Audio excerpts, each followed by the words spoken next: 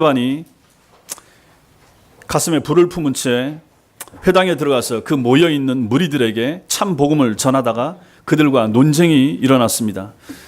그러나 스데반이 지혜와 성령으로 강하게 말하자 그들이 당해내지 못하고 오히려 사람들을 매수해서 스데반이 모세와 하나님을 모독하는 말하는 것을 들었다라고 하면서 거짓말을 해서 산헤드린 공회에 스데반을 고발하게 됩니다. 그러자 공회는 공회원들을 모아서 스데반을 신문하게 되죠.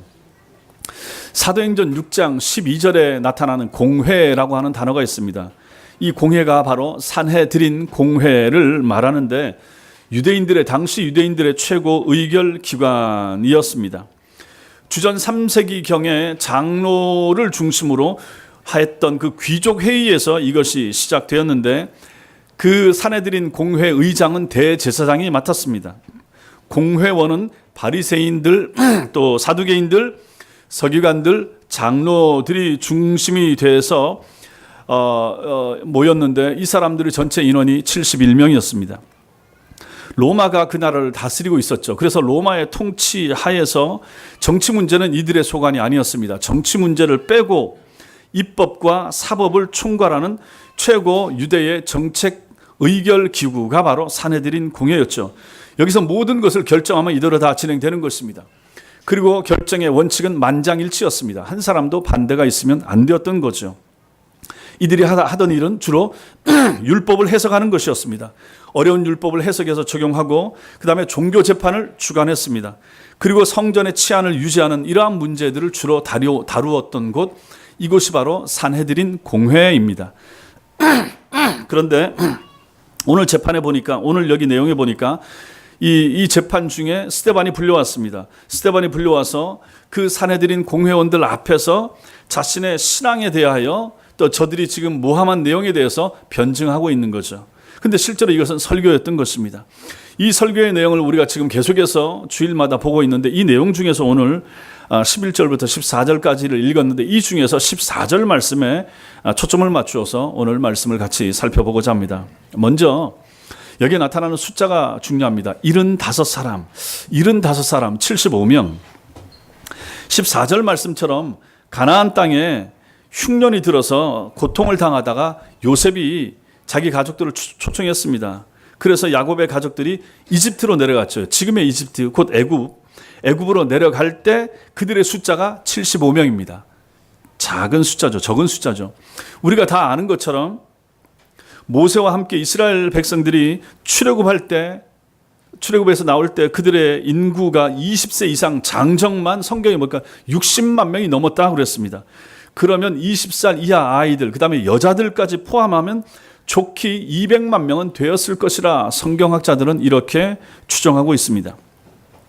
430년 만에 애굽에 내려가서 거기서 살다가 430년 만에 나오는데 75명이 갔다가 200만 명이 나오게 됐다 하는 것입니다. 여기서 우리가 먼저 생각해야 될 것이 있는데 그건 뭐냐면 하나님의 일하시는 방식입니다. 하나님은 어떤 식으로 일을 하시는가? 그 부분에 되는 거죠. 이것이 오늘 설교의 중요한 부분이 되는 것입니다. 여러분과 저는 어떻게 생각합니까? 이 세상은 어떻게 생각합니까? 항상 숫자가 많아야 된다 생각합니다. 규모가 커야 된다고 생각합니다. 뭐든지 큰 걸 좋아합니다. 크고 높고 화려하고 많은 것을 세상은 추구합니다. 그래야 어떤 일을 감당할 수 있다. 그래야 무슨 영향력을 발휘할 수 있다라고 하는 내용. 또 실제로 그렇기도 하고요. 그래서 만약에 사람들이 무슨 집회를 해도 데모를 해도 사람들을 많이 모으려고 합니다. 많이 모여야 많이 큰 소리를 내면서 자기의 의견들을 나타내고 관철시킬 가능성이 많아지기 때문에 그러는 거죠. 많이 모이라, 많이 모으자 이렇게 말을 하는 거죠. 근데 이것이 세상에서만 이런 것이 아니라 교회 안에서도 마찬가지입니다. 교회 안에서도 교인이 몇 명이냐 이렇게 묻죠. 그 다음에 1년 교회 예산이 얼마 되느냐 그걸 이제 묻습니다. 교단에도 마찬가지죠. 이 교단에 속해 있는 교회 숫자가 몇 개인가? 우리 고신교단 같으면 한 2100개. 적은 데는 훨씬 더 적은 데도 굉장히 많고. 이런 것들을 가지고 그 대표자의 능력, 교회가 얼마나 크냐, 교인이 몇 명이냐, 아유 그 목사님 훌륭하다, 이렇게 그냥 공식처럼 이렇게 돼버린 거죠. 교회가 얼마나 크냐, 땅을 몇 평 가지고 있느냐, 얼마나 부지가 넓으냐, 그 목사님 참 훌륭하시다, 목회 성공하셨네, 이제 이런 식으로 등식을 이렇게 대입을 하는 것이죠. 그리고 그 단체의 영향력을 나타내는 것도 숫자, 크기, 뭐 이런 걸 가지고 판단하려고 하고 있는 거죠. 자, 그런데 오늘 성경을 보니까 여러분과 제가 계속해서 성경을 보고 있죠. 구약도 마찬가지고 신약도 마찬가지고 많은 설교도 마찬가지죠. 그런데 성경의 원리는, 복음의 원리는 이거하고 다르더라 하는 것입니다. 우리는 이렇게 배웠으면서도 불구하고 자꾸만 복음의 원리와 다른 쪽으로 추구하고 나아가려고 하는데, 이게 참 우리 인간의 연약함이 되는 거죠. 지상교회의 부족함이 또 여기에 있는 것입니다. 큰 교회들이 뭐 처음부터 컸겠습니까? 작은 데서부터 시작했는데 커지고, 그 커진 것을 가지고 하나님의 축복이라고 생각하고 하나님의 뜻이 여기에 있었다라고 그렇게 이제 자기들을 스스로 그렇게 생각하는 거죠. 과연 그런가? 과연 그렇게 되는 것만이 하나님의 뜻인가? 창세기 8장에서 홍수가 나서 온 세상이 물로 심판을 받았을 때 살아남은 사람이 몇 명이었습니까? 고작 8명이라 하는 거죠. 어디 세미나 가서 듣는데 그 목사님이 말씀하시기를 그때 노아 때 과연 인구가 얼마나 됐을 것인가, 뭐 그걸 얘기하시더라고요.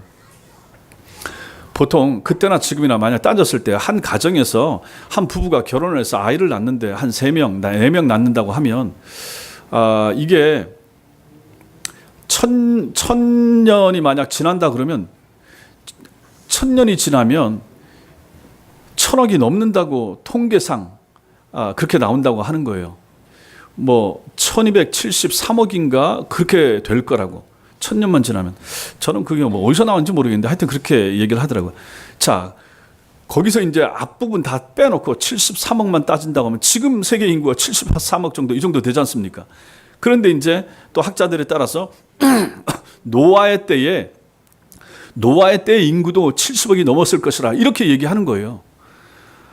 그걸 뭐 더 받아들인지 안 받아들인지 그건 상관없이 어쨌든 그 정도까지 나올 수도 있다라고 만약 봤을 때, 살아남은 사람이 8명이라고 하면 이게 얼마나 많은 사람들이 죽었는가 하는 것을 우리가 볼 수 있는 거죠. 하나님이 살려놓은 사람은 8명밖에 안 된다 하는 것입니다. 8명 가운데 노아의 아들이 셋입니다. 노아 부부 빼놓고 아들 셋이고 자부들이 있고, 그 중에서 하나님이 세워서 사용하신 사람은 한 사람입니다. 셈입니다. 셈만이 하나님의 목적을 이룰 자로 선택을 받았다는 거죠. 오늘 말씀에서 여기 지금 스데반이 언급하고 있는 유대인들, 곧 이스라엘 민족의 이 거대한 역사를 생각해 봐도 이스라엘 민족의 조상이 누굽니까? 그 거대한 그 긴 역사 가운데 한 사람입니다.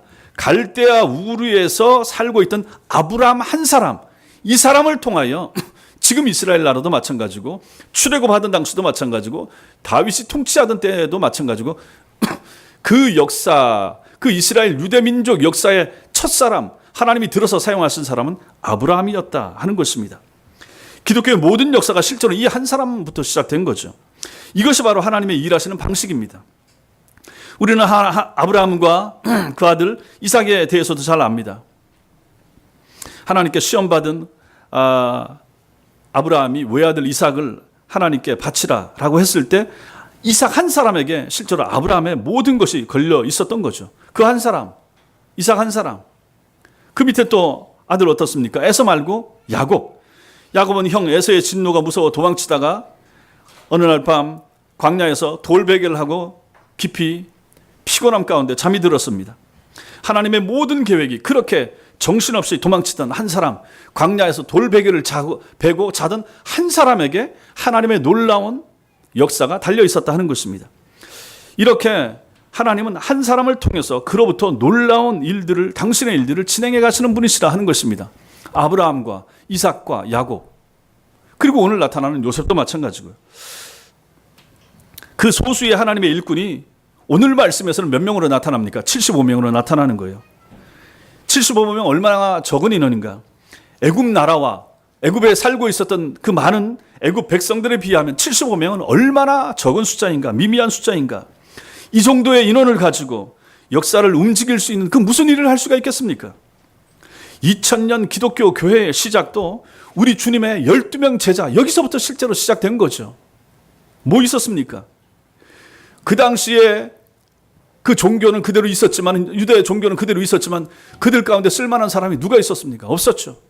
그래서 주님이 오시고 주께서 12사람을 택하셔서 그들을 통해서 결국은 사도행전에 처음 교회를 시작하게 하셨던 것입니다.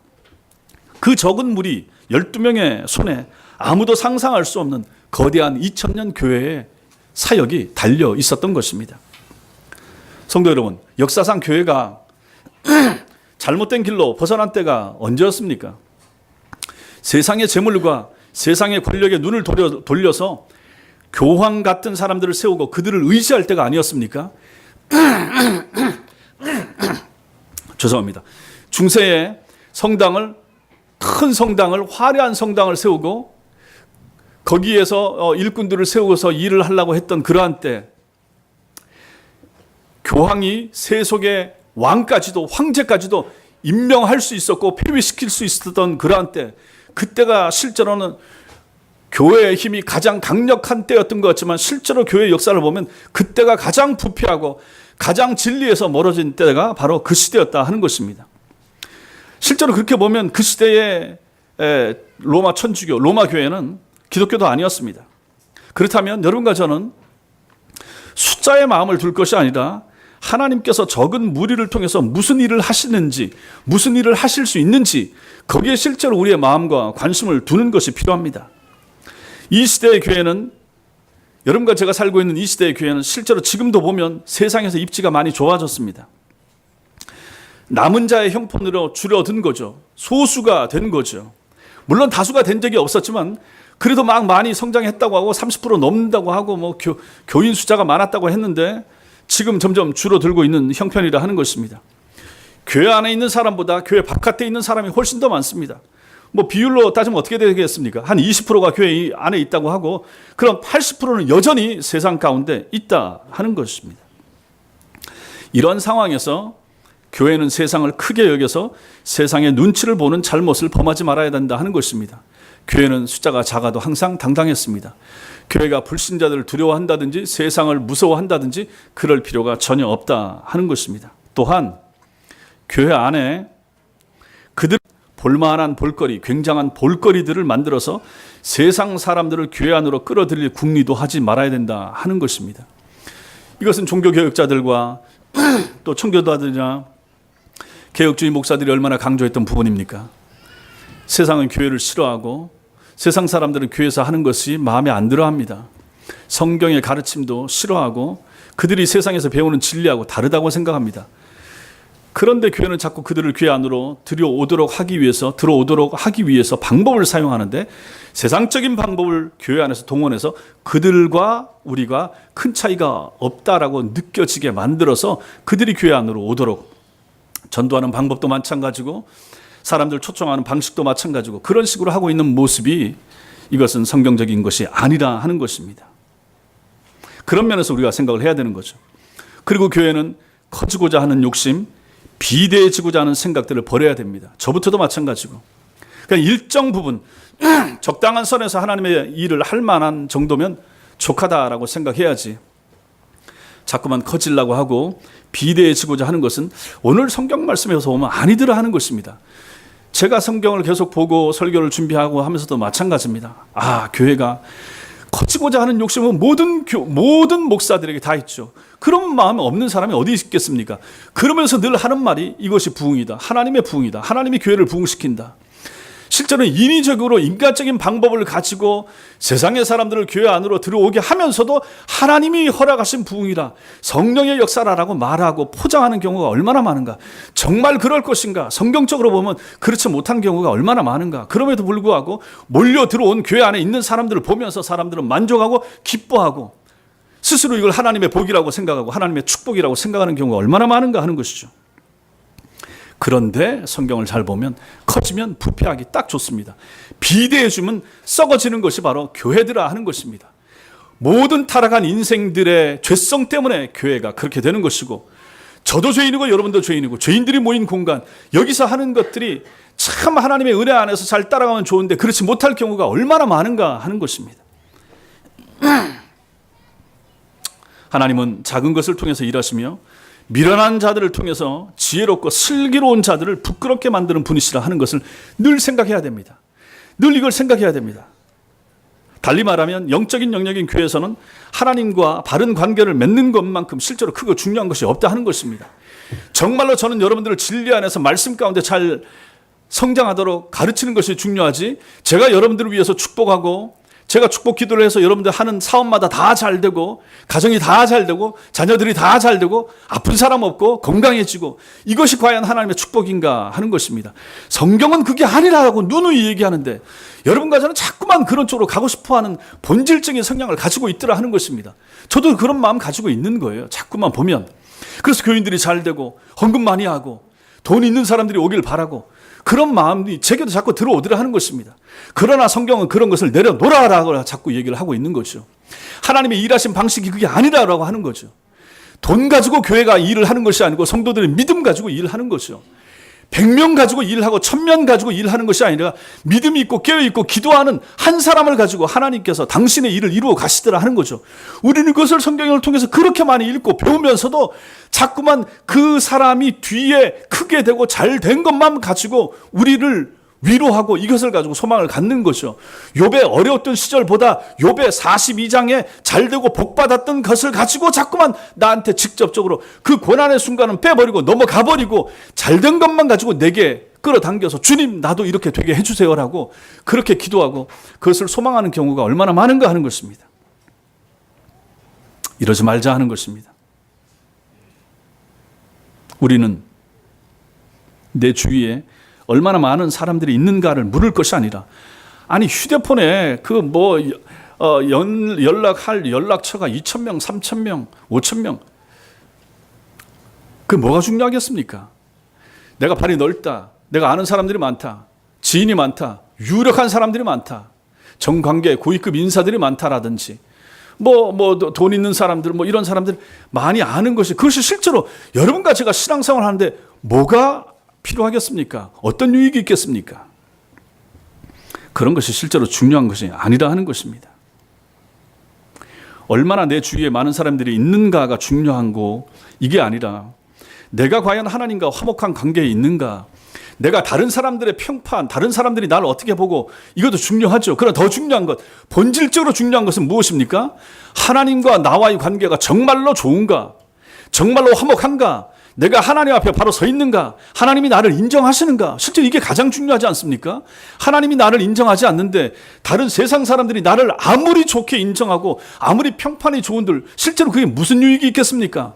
하나님과의 내 관계가 좋지 않은데, 그래서 내가 세상으로 평판이 좋아가지고 그 사람을 내가 교회 안으로 데리고 들어온다고 한들 하나님이 그걸 얼마나 기쁘게 좋게 보시겠습니까? 내가 먼저 하나님 앞에 바로 서고 정당하게 서서 그 다음에 선한 영향력을 가지고 세상 사람들을 교회 안으로 데리고 들어오는 것이 필요하고 중요하지 않겠습니까? 내가 하나님과 화목한가, 이걸 먼저 물으셔야 됩니다. 그래서 하나님께서 나를 통해서 일하실 것인가, 이게 중요하게 되는 것입니다. 나 한 사람이 중요합니다. 성경을 보면 볼수록 나이 따질 필요 없습니다. 학식 큰 문제 안 됩니다. 재산 유무 상관없습니다. 성경을 보니까 그게 답이 아니더라 하는 것입니다. 가난한 자를 들어서 일을 하시고 미련한 자를 통해서 일을 하시며 연약한 자를 통해서 들어서 당신의 일을 이루시며 못 배운 사람들을 통해서 하나님께서 일하시는 것을 성경이 누누이 얘기하는 이유가 거기에 있는 거 아니겠습니까? 그럼에도 불구하고 우리는 자꾸만 우리의 자녀들을 세상 살기 위해서는 어느 정도 필요하지만 자꾸만 그쪽으로 몰아가는 경향이 있습니다. 복 받아서 잘 돼야 된다. 기도해서 우리 자식들이 잘 돼야 된다. 우리가 기도해서 성도의 사업체와 기업체는 다 잘 돼야 된다라고 하는 그것이 사단이 우리에게 주는 잘못된 교묘한 속삭임일 수도 있다라는 생각을 우리가 할 수 있어야 된다 하는 것입니다. 그렇다고 다 안 되고 그냥 적당한 선에서 지내자라고 말하는 것은 아니지만은 그것만 추구하는 것은 성경적인 방법이 아니라 하는 것입니다. 하나님이 크게 사랑하신 이스라엘의 위대한 왕 다윗이 한 번은 자신의 생애에 남을 큰 오점을 범했습니다. 그 무엇입니까? 자신의 영토와 군대와 백성을 생각하면서 스스로 자랑스러운 마음이 생겼을 때 마귀가 그를 시험했습니다. 그래서 인구조사하도록 시켰습니다. 인구를 한번 세봐라. 얼마나가 되는지. 주변 민족들처럼 그 주변에 있었던 사람들처럼 인구 조사를 통해서 자신의 힘을 한번 가늠해보고 자랑해보고 싶은 그런 마음이 들도록 사단이 그에게 시험을 줬던 거죠. 그래서 숫자를 셌습니다. 그러나 그것이 하나님 앞에 하나님을 싫어하는 그런 내용이 됐던 거죠. 하나님께서는 백성의 수를 세어본 그것을 죄로 여기셨습니다. 그래서 그 죄에 대해서 다윗을 호되게 징계하신 모습이 사무엘서에 나타나고 있습니다. 하나님께서는 그런 동기로 자기 백성의 수를 세는 것을 원치 않으신다 하는 것입니다. 강하게 하고 높이는 것은 하나님께 속한 일이요, 하나님께서는 적은 무리로부터 그 일을 시작하시기 때문에 내가 숫자를 세서 내 힘과 내 능력을 과시하고자 하는 마음 자체를 하나님께서 싫어하시고 그걸 죄로 간주하셨다 하는 것입니다. 그럼 성도 여러분, 하나님께서는 왜 이런 방식으로 일하십니까? 왜 낮은 사람, 왜 작은 사람, 왜 한 사람, 왜 소수, 왜 75명, 왜 아브라함 한 사람, 왜 이렇게 하나님께서 이런 식으로 일을 하시는가? 또 이들이 커지면 부패하고, 부패하면 그 중에서 또 한 사람을 택해서 또 일을 하시고, 왜 이렇게 하시는가? 왜 그렇게 하시는가? 첫째는 성도를 겸손케 하기 위해서 하나님께서 그렇게 하십니다. 다윗이 전쟁을 할 때마다 이긴 것은 자신의 용맹함이나 군사들의 용맹함이나 탁월한 무기 때문이었습니까? 아니잖아요. 왜 이겼습니까? 하나님이 함께 하셨기 때문에 이긴 거죠. 그래서 다윗은 겸손할 수밖에 없었습니다. 우리도 마찬가지입니다. 겸손해야 됩니다. 또 하나님께서 적은 무리를 통해서 일하시는 또 다른 이유는 무엇입니까? 하나님만 의지하도록 하기 위해서 하나님께서는 그렇게 역사하시는 것입니다. 여호수아 11장에 보면 여호수아가 가나안 연합군대와 전쟁하는 장면이 나옵니다.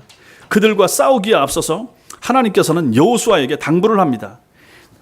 저들을 두려워하지 말아라. 내일 이맘때 저들을 너 손에 붙여줄 테니까 진멸할 것이다. 이길 것이다. 걱정하지 마라. 그런데 이기고 나면 전리품을 얻을 것인데 전리품 가운데서 말들이 있는데 말들의 뒷발굽의 힘줄을 잘라버려라. 그리고 병거를 얻게 될 텐데 병거 다 불태워버려라. 이렇게 하나님께서 주문하시는 것입니다.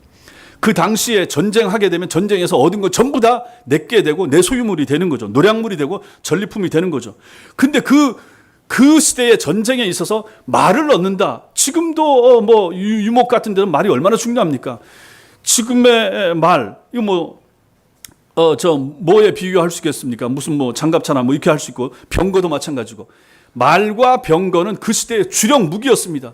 그때는 육군밖에 없었을 때 아닙니까? 그러한 때 말과 병거, 이게 강하면 어디든지 갈 수가 있고, 몽골의 징기스칸이 휩쓴 거 전부 다 그 말 힘, 말 타고 달리는 그 장수들의 능력 때문에 유럽까지 침략해 들어갔던 거 아니겠습니까? 그러한 시대에 말과 병거라 그러면 얼마나 중요합니까? 적과 싸워서 이걸 얻었다. 그럼 이거 내게 되는 거예요. 내 말이 되고 우리 군대의 병거가 되니까 이거 가지고 또 전쟁 나가서 싸우면 되니까. 그런데 하나님께 이걸 다 없애라 그럽니다. 불태워버리라. 병거를 불태우고 말 뒷발에 힘줄 잘라라. 아니, 힘줄을 잘린 말을 어디다 씁니까? 그냥 말고기라나 쓰지. 아무짝에도 쓸모가 없다 하는 얘기입니다. 하나님께서 그렇게 말씀하셨습니다. 왜 그렇습니까? 말이 많으면, 병거가 많으면 하나님 의지하지 않고 말 의지하고 병거 의지할까 봐 없애라 하신 것입니다. 전쟁의 승패는 하나님께 달린 거지 네 말에게 너의 병거 숫자에 달린 것이 아니라 하는 것을 하나님께서 보여주시기 위해서 말 뒷발 잘라버리고 병거 불태워버리고 지금 있는 것만 가지고 전쟁해. 어디든지 나가. 내가 함께한다. 너 승리하게 하는 거 내가 주는 거야. 말 힘, 병거 힘 아니라 하는 것을 알려주고자 하나님께서 그렇게 하신 것입니다. 소수를 들어서서 왜 사용하시는가? 하나님만 의지하도록. 적을 때는 하나님을 의지합니다. 많으면 숫자를 봅니다. 사람이 적으면 하나님 앞에 기도해서 주님 도와주세요라고 합니다. 숫자가 많아지면 우리 교인의 이 많은 숫자를 가지고 뭘 할까? 이런 생각을 하기 쉽다 하는 것입니다. 연약한 인생들의 한계가 거기서 나타나게 되는 것이죠. 하나님께서 적은 무리를 통해서 일하시는 또 다른 이유는 하나님께서 당신의 영광과 권세를 나타내시기 위해서 소수를 통해서 일을 하시고자 하신다 하는 것입니다. 하나님께서는 이사야 48장 11절에서 내 영광을 다른 자에게 주지 아니하리라 이렇게 말씀하셨습니다.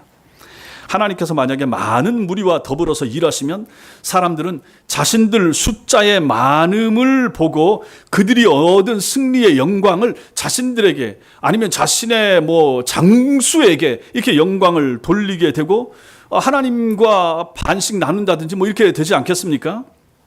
그러나 적은 무리를 통해서 일하신다 그러면 그로 인해서 영광은 오직 하나님만이 받으시게 되기 때문에 하나님께서 적은 무리와 일하신다 하는 것입니다. 이렇게 하나님께서는 생각지 못한 이러한 방식으로 일하시는 분이십니다. 이렇게 일하시는 하나님의 소수를 통하여 적은 자를 통해서 일하시는 하나님의 이 일하심의 결정판이 무엇인가? 바로 예수 그리스도를 이 땅에 보내시는 것이었습니다. 하나님께서 온 세상의 구세주로 오시는 당신의 아들인 이 예수님을 어떻게 보냈습니까? 연약한 인간의 아이로 보내신 거죠.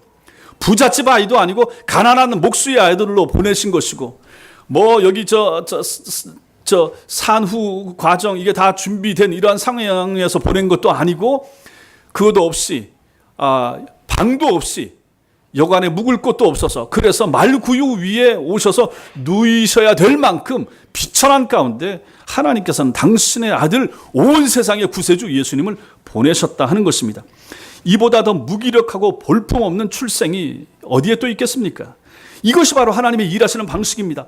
화려하고 멋있게 천사들의 옹호를 받으면서 황금마차를 타고 태워서 그 아들을 보내신 것이 아니라 하는 것입니다. 하늘의 별과 같은 민족을 이루시겠다고 하신 하나님의 아브라함을 향한 이 약속을 본다 그러면 그 75명은 얼마나 보잘것없는 숫자인가. 그러나 하나님은 당신이 하신 약속대로 이들을 통해서 200만의 민족을 이루시고 가나안에 들어가서 그곳에 하나님이 기뻐하실 나라를 마침내 세우도록 만드셨던 것입니다. 우리 교인들도 실제로 얼마 안 됩니다. 60명, 70명 얼마 안 되는 숫자의 우리 교회고 교인들입니다. 또 우리들 자신들도 마찬가지입니다. 우리들 가운데 뭐 탁월하고 얼마나 뛰어나고 그런 분들이 누가 계십니까? 그럼에도 불구하고 여러분과 저는 우리 자신들을 보지 마시라 하는 것입니다. 우리 교회의 적은 숫자를 보지 마시라 하는 것입니다. 무엇을 봐야 됩니까? 하나님을 보셔야 됩니다. 함께 하시는, 우리와 함께 하시는 하나님을 바라보고, 하나님이 함께 하신 나 자신, 하나님이 함께하는 우리의 자녀들, 이것을 볼 수 있는 눈이 여러분과 저에게 있게 되기를 바랍니다. 숫자가 중요한 것이 아니라 하나님이 우리와 함께 하시는가 함께 하지 않는가, 이게 중요한 것입니다. 아무리 많은 숫자가 있다고 한들 하나님의 영이 그것에 함께 하지 않으면 아무 소용이 없는 거죠. 아무리 숫자가 미미하고 적어도 하나님의 성신께서 함께 하시면 가장 강력한 그런 모임과 무리가 되는 것입니다. 하나님을 가까이 하는 우리, 하나님 편에 서고자 애를 쓰시는 여러분과 저, 하나님의 영광을 가장 소중하게 여기시는 여러분과 저 다 될 수 있게 되길 바랍니다.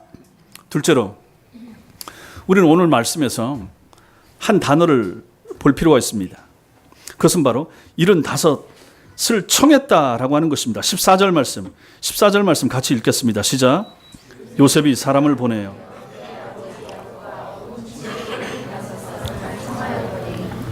아브라함의 손자인 야곱은 4명의 부인으로부터 12명의 아들을 얻었습니다. 그 중에 11번째 아들인 요셉은 배다른 형들이죠. 이복 형들로부터 미움을 받아서 애굽으로, 이집트로 팔려가서 무려 13년 동안 종살이와 옥살이를 해야만 했습니다.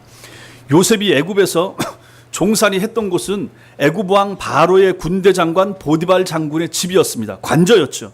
근데 이 집은 단순한 집이 아니라 그 당시에 정치범들을 수감할 수 있는 감옥이 딸려 있는 국가기관 같은 것이었습니다.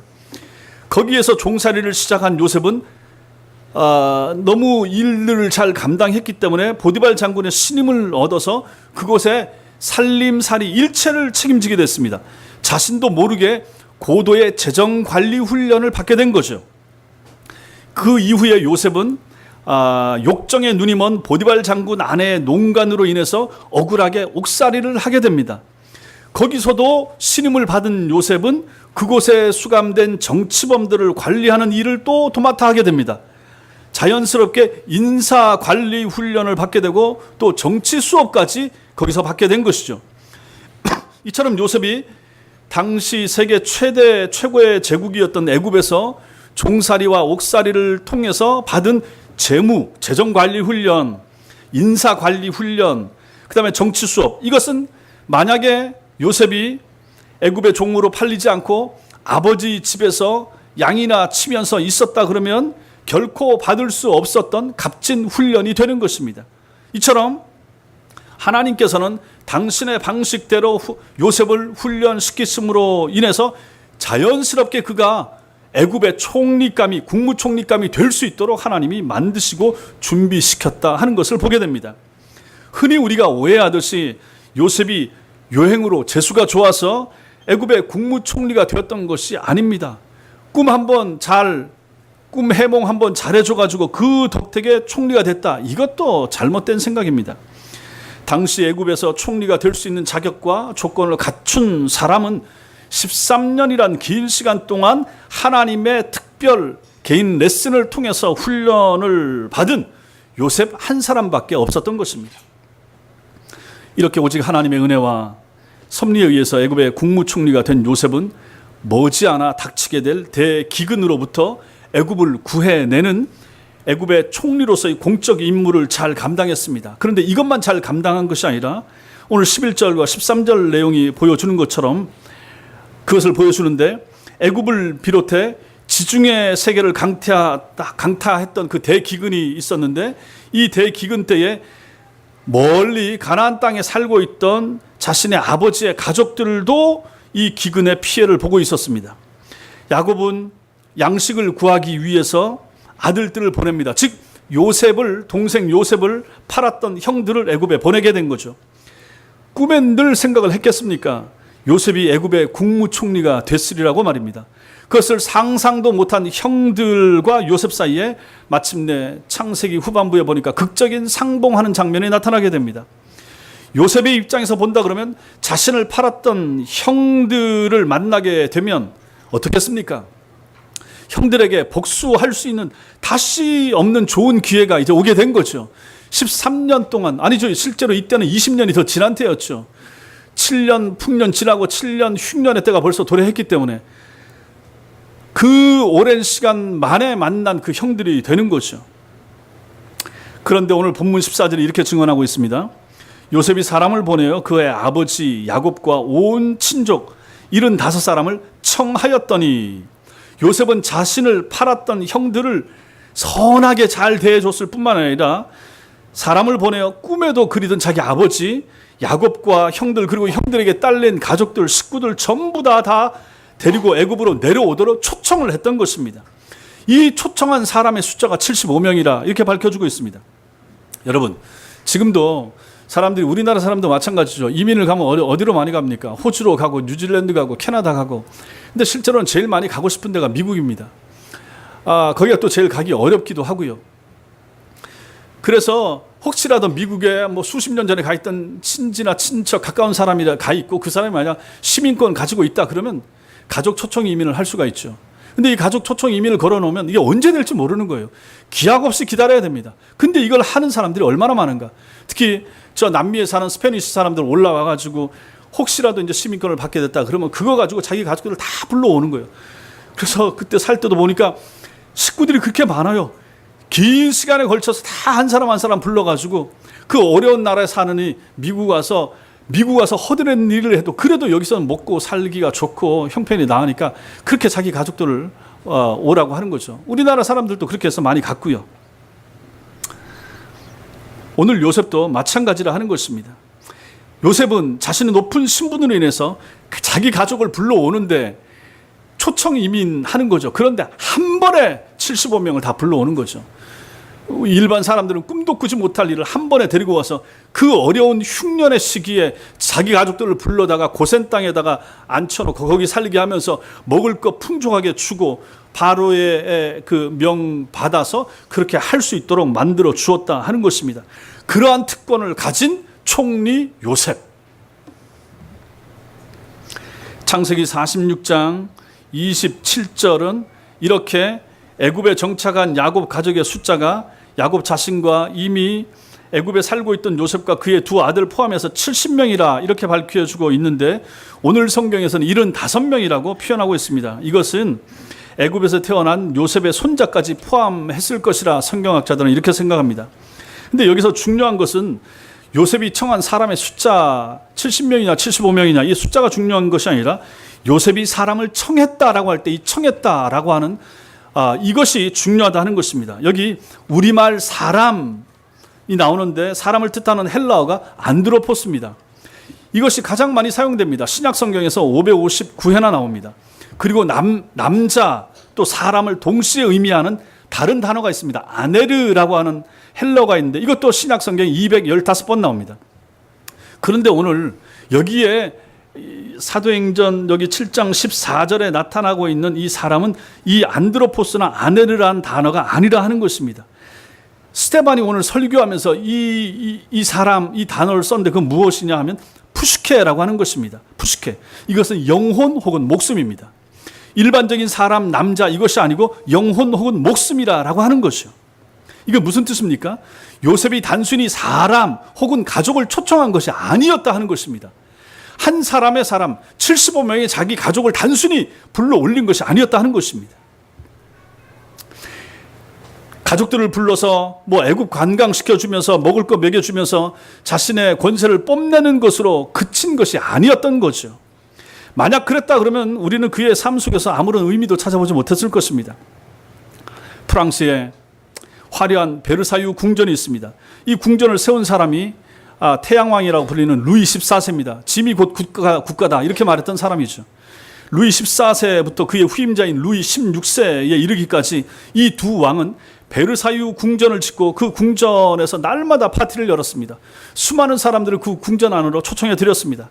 매일 밤마다 사람들을 청해서 화려한 연회를 열고 먹고 마시고 즐겼습니다. 오직 쾌락과 도덕적인 타락을 위한 그들의 궁전으로의 그 초청 속에 무슨 참된 의미가 있겠습니까?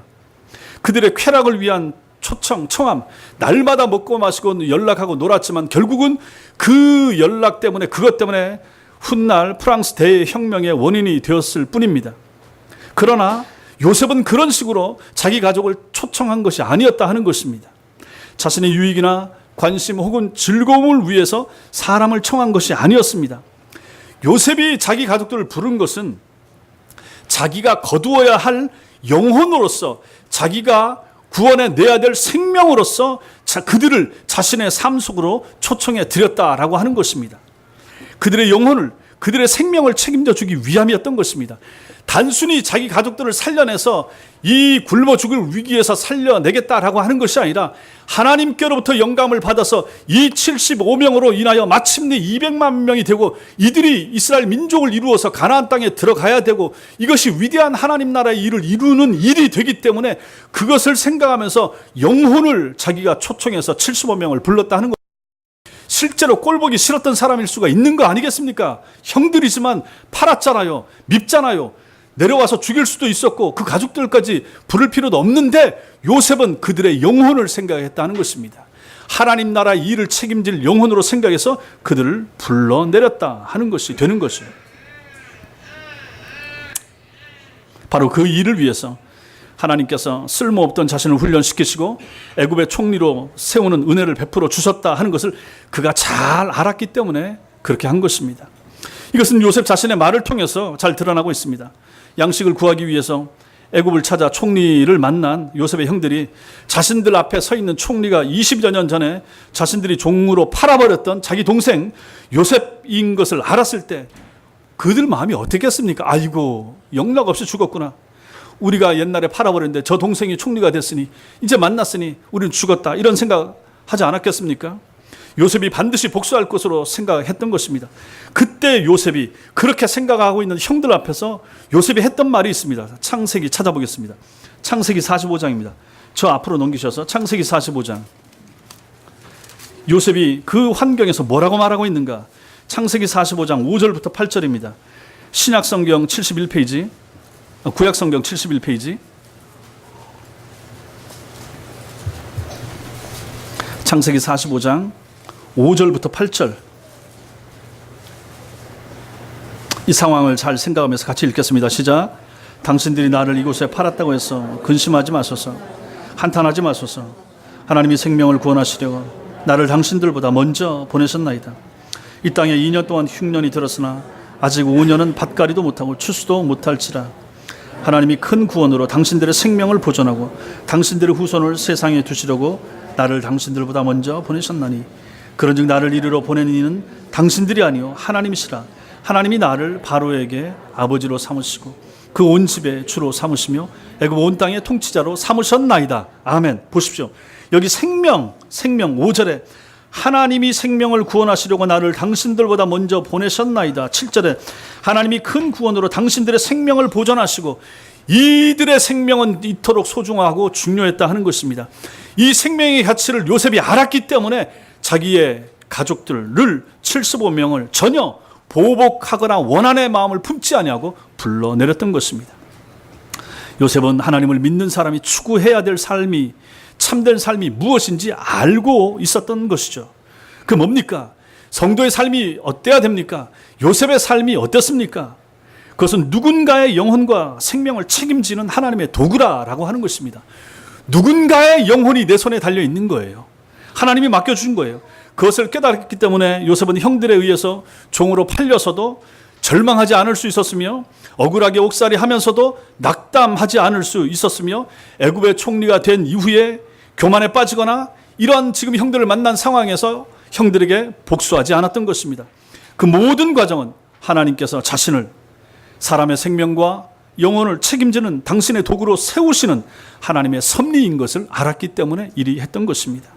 이처럼 하나님 앞에서의 자신의 삶에 대한 분명한 이해가 너무너무 필요하고 중요하다 하는 것을 우리는 여기서 알 수가 있게 되는 것입니다.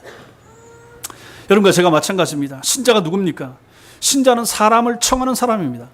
사람의 목숨을 청하는 사람이 되는 거죠. 사람의 영혼을 청하는 사람입니다. 주위의 사람들을 예수께서 초청하도록 먼저 부름을 받은 사람들입니다. 여러분과 제가 그 일을 위해서 하나님 앞에 부름을 받았다 하는 것입니다. 우리의 영혼도 누군가의 기도로 말미암아 어느 목사님이 전해준 설교로 말미암아 우리의 영혼이 살아났지 않습니까? 그러고 나서 은혜를 받아서 새 사람이 됐죠. 그러고 나니까 천당이 보여지고 믿어지게 됐죠. 그러고 나니까 아하, 죽으면 천당 가는구나. 천당 가기 위해서는 예수를 믿어야 되겠구나. 예수를 믿어야 참 생명은 영원한 생명을 얻겠구나라고 알게 됐죠. 그러므로 여러분과 저는 어떻게 해야 됩니까? 당연히 우리가 받은 이 생명을 또 다른 사람에게 나누어 줘야 되는 거죠. 청해야 되는 거죠. 그의 영혼을 청해 오는 것입니다. 복음을 전하는 것이 무엇입니까? 교회로 어떤 사람을 인도하는 것이 무엇입니까? 그 사람의 목숨을 교회 안으로 예수 앞으로 청해 들어가는 것입니다. 그 사람의 영혼과 그 사람의 남은 생애와 그 사람의 영원한 생명까지도 교회 안으로 그와 함께 불러 들여오는 행위, 이것이 바로 전도가 되는 것입니다. 얼마나 중요합니까? 전도는 특기가 되는 것이 아닙니다. 재능이 있어야 할 수 있는 것이 아닙니다. 나는 전도에 달란트가 없다고 절대로 말하지 마십시오. 내 가슴에 영혼을 사랑하는 마음이 없다고 말을 하십시오. 그것이 정직합니다. 내 마음속에 영혼을 보는 불쌍히 여기는 영혼 구령에 열정이 없다고 말하십시오. 그것이 더 올바른 거죠. 영혼의 가치가 얼마나 귀중한지 모르면 전도하지 않습니다. 천당이 확실히 믿어지면 내 가족들이 지금 불구덩이 근처에서 맴돌고 있는데 어찌 웃으면서 어찌 평안하게 그들의 현재의 모습에 만족하면서 살 수 있겠습니까? 안타깝고 애타하는 마음으로 하나님 교회에 나와서 기도하고 문을 두드리면서 울면서 하나님 저 영혼을 내게 붙여 주옵소서라고 울면서 기도해야 되지 않겠습니까? 그것이 바로 성도의 역할이고 책임이 되는 거죠. 교회가 뭐 별 곳입니까? 영혼을 청해서 채워 나가는 것이 교회 아닙니까?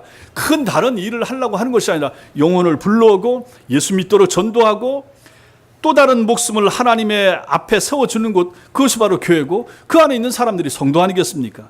이 일을 감당하는 것이 교회고 성도들이라 하는 것입니다.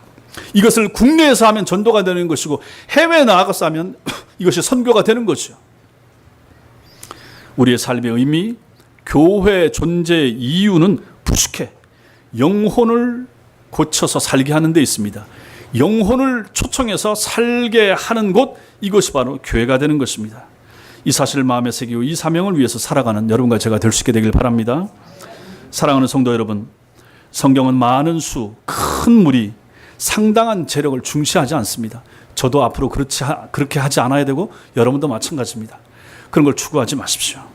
오히려 한 사람, 소수, 남은 자, 약한 사람, 미약한 사람, 성경에서 과부, 고아라고 얘기했던 이러한 사람들, 여기에 관심을 우리는 둬야 됩니다.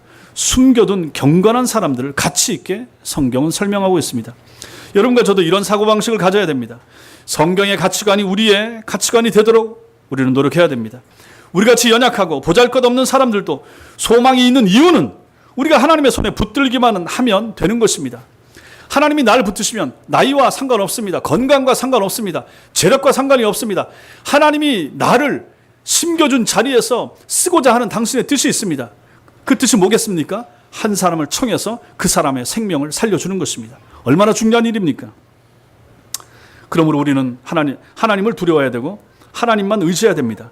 세상에 그 어떤 것도 부러워할 필요가 전혀 없게 되는 것입니다. 여러분과 제가 하나님의 손 안에 있기만 하면 되는 것입니다. 하나님이 나를 사용해 주면 되는 거죠. 하나님이 우리 자식들을 사용해 주면 되는 거죠. 그 손에 붙들리기만 하면 되는 거죠. 여러분과 제가, 우리 교회가 그렇게 되길 바랍니다. 또한 우리는 생명을 청하라라고 보냄받은 사람들입니다. 생명을 청하도록 보냄받은 사람이 요셉입니다. 너 미리 가 있어라. 거기 가 있어라. 훗날에 내가 너를 통해서 할 일이 있다. 그리고 나서 20년이 지나고 나니까 초청할 일이 생기게 되는 거죠. 그리고 75명을 하나님께서 그의 초청을 받아 보내게 되는 거죠. 거기 고센 땅에서 마침내 거기가 모태가 되어서 이스라엘 백성들이 자라게 된다 하는 것입니다. 여러분과 저는 생명을 청하라고 보냄받은 사람들입니다. 만왕의 왕이신 예수님의 초대장을 가지고 세상으로 파송받은 사람들이 여러분과 저인 것입니다. 불신자들에게 복음을 전하여 그들의 영혼을 주님께 돌아오는 이 일을 위해서 부름받고 보냄받은 사람들이 여러분과 저입니다. 이것이 바로 여러분과 저의 존재 이유가 되는 거죠. 목사가 이것 때문에 존재합니다. 교회 안에 장로, 권사, 집사, 모든 성도는 다 실제로 이것을 위해서 존재합니다. 전도하지 않는 사람들은 실제로 그 직분을 감당하지 않는 사람이 되는 것입니다. 할 수 있습니다. 누구든지 할 수 있습니다. 입술만 가지고 있으면 할 수 있습니다. 가슴에 열정만 있으면 할 수 있습니다. 기도만 있으면 할 수 있습니다. 내가 하는 게 아닙니다. 내 능력, 내 말재주, 내 어떤 권고함 가지고 이 사람이 예수 믿게 되고 교회에 나오는 것이 아니라 하는 것입니다. 여러분과 제가 이 일을 위해서 부름받은 사람입니다. 주님께서 맡기신 이 일을 잘 감당하는 여러분과 제가 되시고 우리 교회가 되기를 주님의 이름으로 축원합니다. 기도하겠습니다.